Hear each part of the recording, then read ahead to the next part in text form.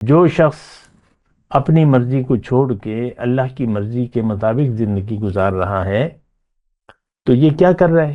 یہ عبادت گزار ہے. اور جو ایسا نہیں کر رہا وہ عبادت گزار نہیں ہے. اللہ اکبر اللہ اکبر اللہ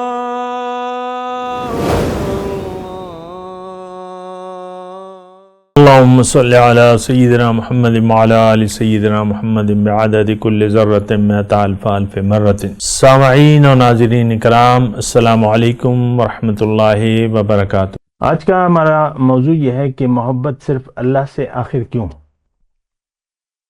تو دیکھیں، محبت صرف اللہ سے اور شدید محبت. پہلے تو یہ سمجھنے کی کوشش کرتے ہیں ہم کہ آخر یہ کیا اس میں راز ہے کہ محبت صرف اللہ سے، پھر باقی باتیں دیکھ لیں گے. دیکھیں، اللہ تعالیٰ نے ہمیں دنیا میں بھجوایا ہے اپنے لیے، اور کوئی منزل مقصد ہے نہیں. اللہ نے ملاقات کی جگہ جنت کو قرار دیا ہے، اور پھر آغاز جب قیامت ہوگی تو وہ آغاز تو ہو جائے گا دیدار کا، ہے نا. جنت حشر کا دن ہے، ان کی زیارت کا دن. ایسے یوم قیامت پہ لاکھوں سلام. تو یہ بات ذرا اس پہ غور کرنا چاہیے پہلے. تو یہ جو ہم کہتے ہیں نا انا للہ و انا الیہ راجعون، اس میں بڑی حکمت ہے نا کہ ہم ہیں کس کے، ہم کون ہیں؟ ہم اللہ کے ہیں. جیسے کہ آپ اپنے بیٹے کو کہتے ہیں میرا بیٹا، میرا مال، تو اسی طرح ہم اللہ کے ہیں. اور اصل میں حقیقت تو وہ ہماری روح ربانی ہے جو 4 ماہ کی جب بچہ ہو جاتا ہے ماں کے پیٹ میں تو وہ روح لا کے ڈالی جاتی، وہ روح ربانی ہوتی ہے. قل الروح من امر ربی، آپ کہہ دیجئے یسألونک عن الروح، آپ سے روح کے بارے میں پوچھتے ہیں تو آپ ان سے کہہ دیجئے کہ یہ امر ربی ہے، اللہ کا حکم ہے، اور تمہیں اس کا علم قلیل ہے. ظاہر ہے جو بھی بات باطن سے تعلق رکھتی ہے ہماری اس کھوپڑی میں نہیں آ سکتی، تو زیادہ نہیں سوچنا. پھر پہلی یہ بھی بات نوٹ کر لیں، اچھی ہے سمجھنے کے لیے، کہ ایک وقت ایسا تھا جب یہ کائنات نہیں تھی اور کچھ بھی نہیں تھا. اللہ تو ہمیشہ سے ہے اور ہمیشہ رہے گا، ہمیشہ سے ہے، کوئی اس کا نہ ابتدا ہے نہ انتہا ہے. یہ بھی آپ بات نوٹ کر لیں. کائنات تو ابھی پیدا ہوئی ہے، جسٹ ناؤ. اربوں کیا کوئی حیثیت نہیں رکھتی. تو اور پھر دنیا تو بالکل ہی، انسان کی آمد تو ابھی ہوئی ہے، چند ہزار سال ہی ہوئے نا، زیادہ تو نہیں ہوئے. کائنات کی عمر زیادہ ہے، انسان کی عمر کم ہے دنیا میں آنے کی، اور اب ختم ہونے والی ہے، قیامت آنے والی ہے. انا والساعۃ ہاکذا، آقا نے فرمایا میں اور قیامت ایسے ہیں. حضور کی بات تو قیامت ہی ہے. تو محبت کی میں بات کروں، انسان مقصود کائنات ہے اگر شروع سے ہم اس بات کو دیکھیں، اور کوئی اس میں ایسی ہستی ہے نہیں جو قابل ذکر ہو انسان کے علاوہ. اور باقی تو نعمتیں ہیں، اور یعنی دنیا میں ہمارے لیے جو بھی اللہ نعمتیں موجود ہیں وہ اس کا بنیادی بینیفیشری میں ہوں، آپ ہیں، انسان ہے. یہ پیٹرول اور گیس جو توانائی ہے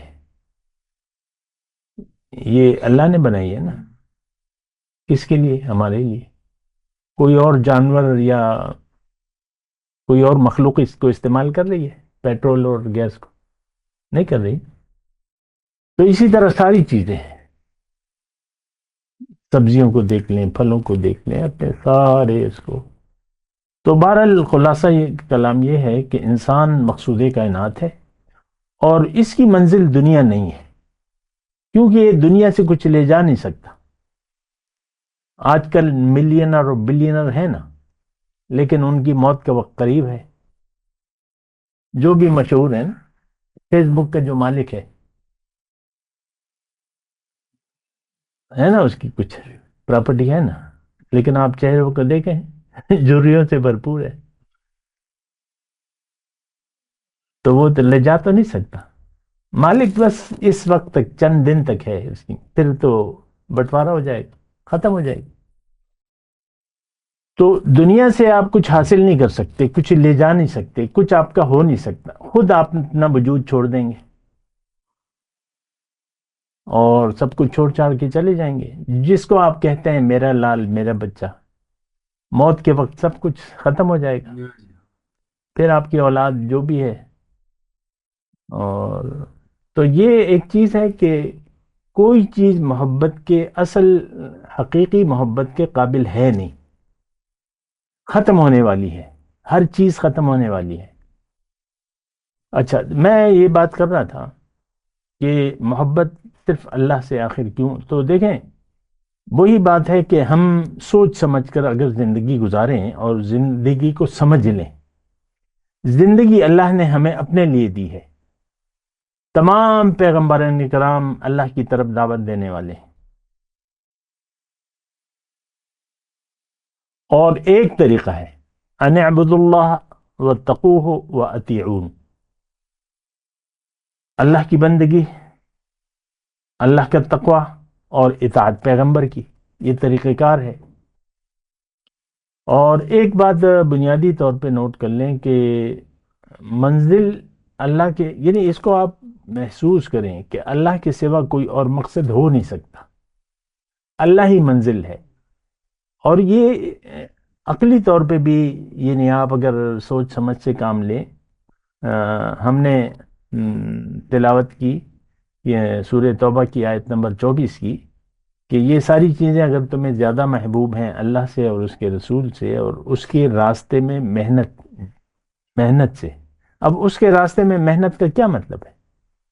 منزل اللہ کی ہوگی تو سفر تو اللہ ہی کی طرف ہوگا.